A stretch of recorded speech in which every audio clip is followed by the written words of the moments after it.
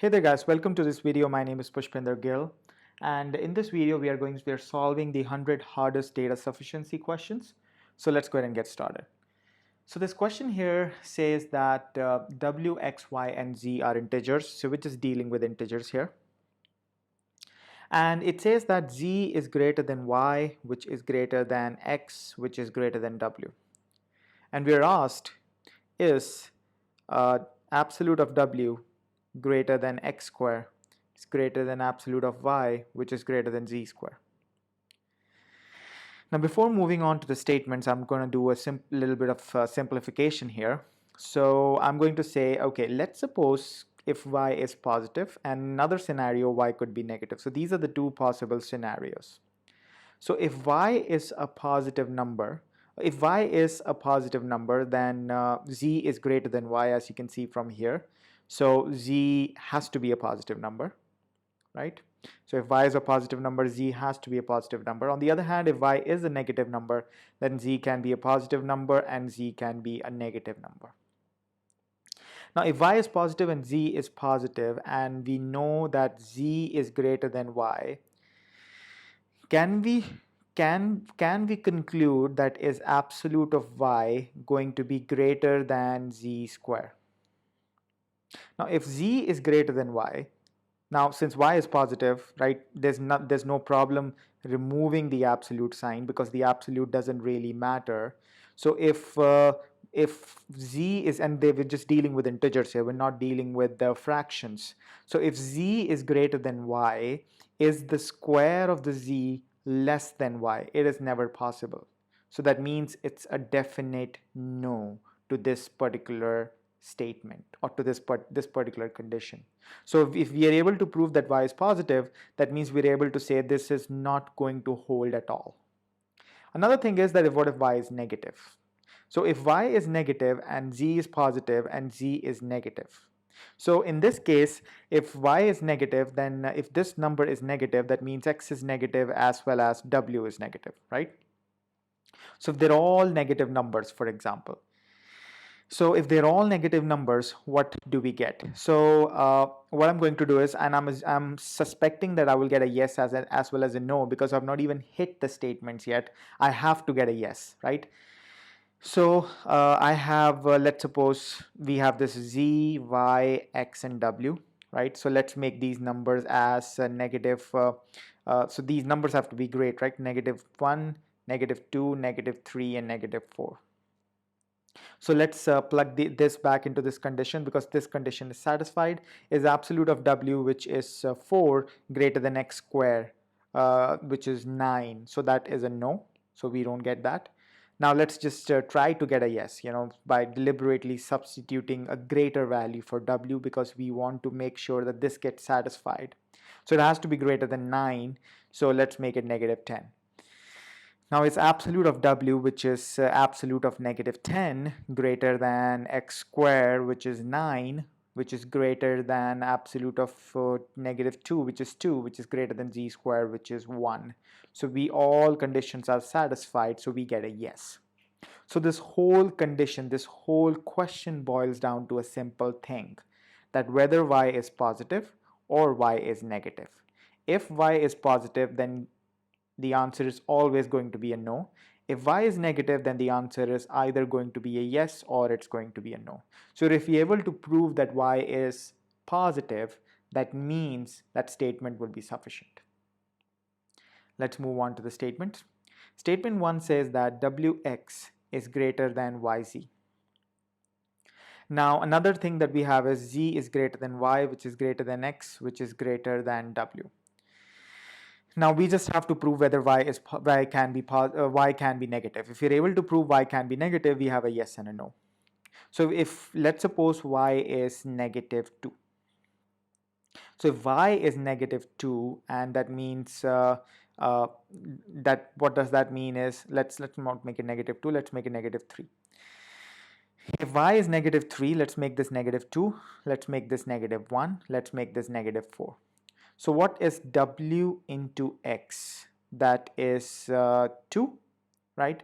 and what is y into z, that makes it 12. So these numbers are not satisfying. I have to come up with different numbers that satisfy this, right? Because wx has to be greater than y into z. So I have to come up with some numbers that satisfy this particular condition here. So let's do some other things. So y into z has to be a smaller set of numbers, and x into z. So what we can do is we can actually make this positive 4. So y can be positive 4. Sorry, z can be positive 4. Y can be negative 3. This can be negative 2. This can be negative 1. So in this particular scenario, you can see that z is greater than y, which is greater than x, which is greater than w, but w into x, which is a positive number, which is 2, is actually greater than y into z, which is negative 12. So I'm able to prove that y can be negative. That means I will get a yes and a no. That means this statement is insufficient. Fine. So I'm able to prove that y is negative here by plugging in this set of numbers. Z is positive 4, y is negative 3, x is negative 2, and w is negative 1. When these are the numbers, I'm able to prove that y is a negative number. And we've already done it in the question stem that if y is negative, then this particular condition will turn out to be a positive as well. It's turn out to be true as well as false, which that means I'll get a yes as well as a no. That means this statement is insufficient. Now let's move on to statement 2. Statement 2 says z into x is actually greater than w into y. So now here another thing is that z is greater than y, which is greater than x, which is greater than w. Now again, we know that if y is a negative number, then x is automatically a negative number, and this is automatically a negative number because y is a greater number than x and y. So in this case, then I have zx and wy. Now there could be two possible different combinations for z. Z could itself be a negative number, or z could be a positive number. So in positive sense as well, this is what we'll have. So what is z into x here? Z into x. So let's see here. What is z into x here? Z into x is a negative number. And what is w into y here? So w into y is a positive number. So can a negative number be ever greater than a positive number? No. So that means this particular condition is gone. It's not possible to have this set of z being negative, z being negative, z being positive, y being negative, x being negative, and w being negative. Now let's look at this particular condition here. Now in this particular condition, we have z into x as positive and w into y as positive.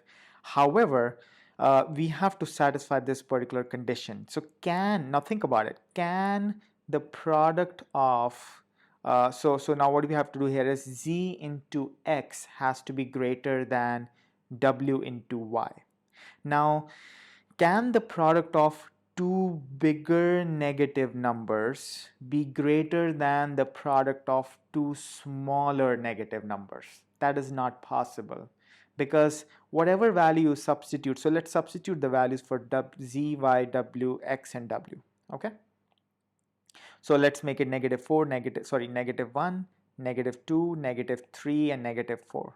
So z into x is 3 and w into y is 8. So z into x is not greater than w into y. No matter what numbers you substitute here, you're not going to get z into x to be greater than w into y because they are negative numbers. In negative numbers, the sum of two smaller negative numbers, or I'm sorry, two smaller negative integers is always greater than two bigger negative integers. That is the reverse case in positive numbers, but in negative numbers, it's the other way around.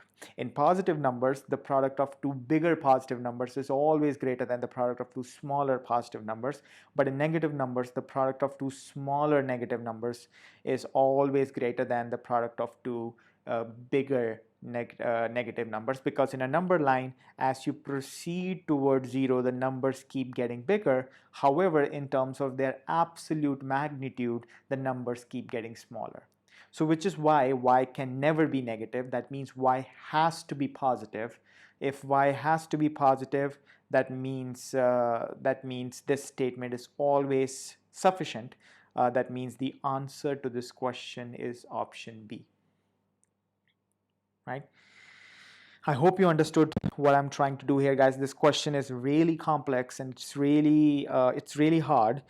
So what I did here was I picked up the question stem, and from the question stem I simplified it before moving on to the answer options, because I could see from the answer options that, sorry, I could see from the statements that I have to go with a plan into the statements, otherwise I will keep getting confused. So what I did was I actually boiled down the whole question into a simple scenario, that whether y is greater than 0 or y is less than 0. If y is actually greater than 0, then the answer is always going to be a no. If the y is less than 0, the answer is going to be either a yes or a no. And statement 1 gave us that y could be negative. If y could be negative, that means it could be a yes or a no. On the other hand, statement 2 told me that y cannot be negative. That means y has to be a positive number. 0 will not even work here. So that means it will be sufficient.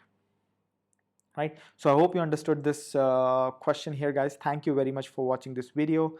Make sure that you visit our website, like us on our Facebook page, and give us your valuable feedback.